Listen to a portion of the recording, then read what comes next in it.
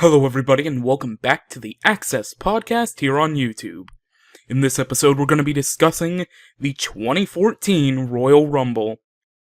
Mostly we're going to talk about the Royal Rumble match itself, rather than the entire card, because obviously the Royal Rumble match is the most illustrious match on the card, and we're going to give our predictions for the top 3 choices of I think who are going to win. Now, before we do that, though, I do need to mention that since the last episode of the Xcess podcast, we lost WWE Hall of Famer Mae Young. She was under hospice care for about 2 weeks before her passing, and it is really, really unfortunate. It's sad with any death in professional wrestling, but for Mae Young, it hurts more than usual. Because Mae, I mentioned this in the article for her passing, that to me, Mae Young is basically the grandmother of professional wrestling. Mae has given lots of wrestling fans stories and moments that they will never forget during their time as a wrestling fan, and Mae was very special. And I know that the McMahon family is also dealing with the toughness of this loss, because Mae was really close with Vince and Stephanie, and it's really sad to experience this. This is one of the more tough losses that we've had in wrestling, at least since I've been a wrestling fan. Godspeed, Mae Young. Again, you'll be the grandmother of professional wrestling to me in my heart, and probably to a lot of other people. So, God bless you, Mae, and may you rest in peace. Alright, so, let's move on to the Royal Rumble match. As of Monday Night Raw, the following participants in the Royal Rumble match are Alberto Del Rio, Batista, CM Punk, who will be entering at number 1, WWE Intercontinental Champion Big E Langston, The Miz, R-Truth, Xavier Woods, Kofi Kingston, Cody Rhodes, Goldust, Rey Mysterio, Fandango, Roman Reigns, Seth Rollins, Dean Ambrose, the WWE United States Champion, Eric Rowan, Luke Harper, Damian Sandow, Jimmy, and Jey Uso. So that's 20 or 21 superstars. Let me come and go 1, 2, 3. Okay, so it's 20 listed on WWE.com, and since Cody Rhodes and Goldust are in the Royal Rumble match, and they have a tag title match on the pre-show against New Age Outlaws, you'd figure that the Outlaws would also be in this match. So, let's say that they are going to be in the match, whether it's a surprise or not, because, again, not 100% sure if they were officially announced for it. So, even if they are going to be in the match, that's only 22 superstars. That leaves 8 spots for Legends, surprise returns, and maybe even an NXT spot. Now, I'm going to give a prediction on who I think will be making up those 8 spots. Now, obviously, you can consider people that are in matches also on the card, because, I mean, Cody Rhodes and Goldust have their match, and they're still going to be in the Rumble, so the loser between John Cena and Randy Orton, you'd figure, could be in the match. Both Big Show and Brock Lesnar, Daniel Bryan and Bray Wyatt, and the Outlaws. So if all the participants that haven't been announced for the Rumble, that are also on the other card, are taken into consideration, that's 7 spots. So that leaves 3 open spots for the Rumble match. Now, I don't think John Cena or Randy Orton will be in the Rumble. No matter who wins, who loses, I don't think either of them will enter the Rumble. They could, but I don't think so. I doubt Brock Lesnar will enter the Rumble match, because I think they're saving a potential title opportunity thing for the Elimination Chamber in Minnesota, his hometown. Minnesota, his home state, rather. Hometown, home state. It's 2 a.m., leave me alone. Big Show I could see entering, maybe both Daniel Bryan and Bray Wyatt. Outlaws I could also see, so hypothetically, if Brock or Orton and Cena don't enter, then that's 5 spots that enter between Show, Bryan, Wyatt, and the Outlaws. That leaves 5 open spots. Now, I have no clue what legends they could contact. Usually they have 1 or 2, so take away those, you have 3 spots. Surprise returns, I definitely see Sheamus coming back. Whether he's a surprise entrant that ends up winning, I don't know. I don't think he'll win. Just a personal preference, I don't think he's going to win. I could also see Christian entering the Rumble. He's been ready for the last, 2 months now. So, I think maybe he can come back during the Rumble match.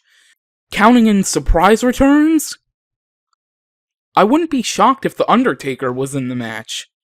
But I could also see Kane entering, because they've been teasing Kane coming back into the ring. So I could probably see Kane or Undertaker. I prefer The Undertaker because, my god, imagine the pop when that gong hits. But Kane would probably also be a mark-out moment just because, although if Kane does enter, the only way I see Kane entering is if Brad Maddox enters himself into the Rumble. Because, there's this feud you see on Raw between Kane and Maddox. That would only make sense if Maddox entered the Rumble. And I think if Maddox entered, Kane would be the next one to enter and eliminate him and stuff. So, unless Brad Maddox enters, I don't think Kane's going to enter. So, I'd probably put my money more on The Undertaker appearing than Kane in the Rumble match.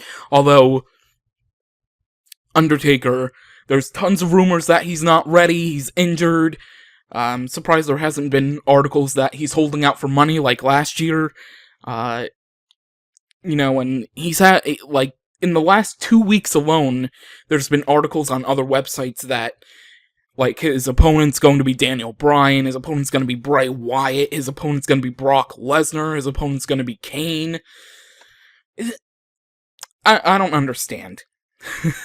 I don't understand how a lot of fans that visit these sites that post constant rumors that, are change of plan type things, I don't understand how they can find those sites a bit serious.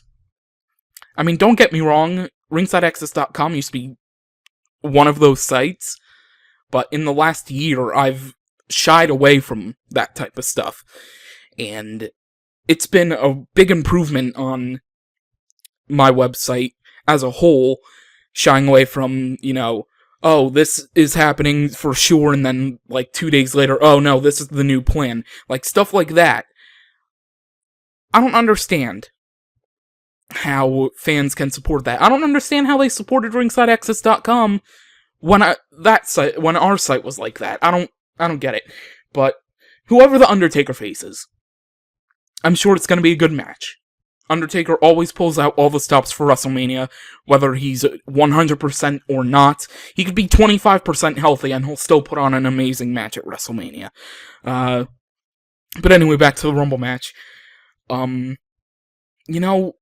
Daniel Bryan, all these rumors that he's had a concussion from Raw 2 weeks ago. The thing about that is, WWE.com is usually the first to report anything, injury-wise. Concussions, whatever.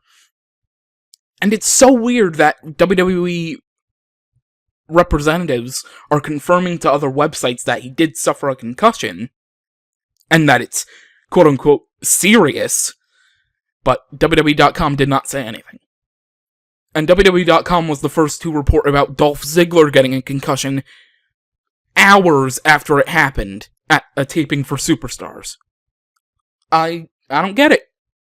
And, I contacted a WWE representative, a WWE PR member, asking, you're confirming a story to other websites about Daniel Bryan suffering a concussion, but your own website doesn't say anything?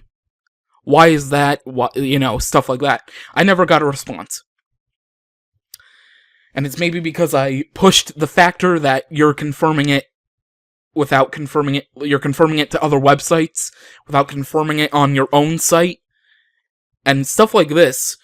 no fan takes absolutely serious until WWE says stuff.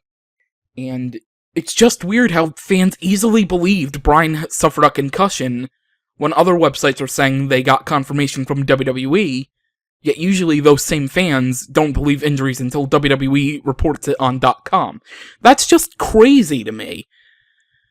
I'm going off topic here, but regarding Daniel Bryan, a lot of fans spotted him in the graphic for the 30-man Royal Rumble match on Raw when they were hyping it up, like a shadow in the background of like the logo that they had for it.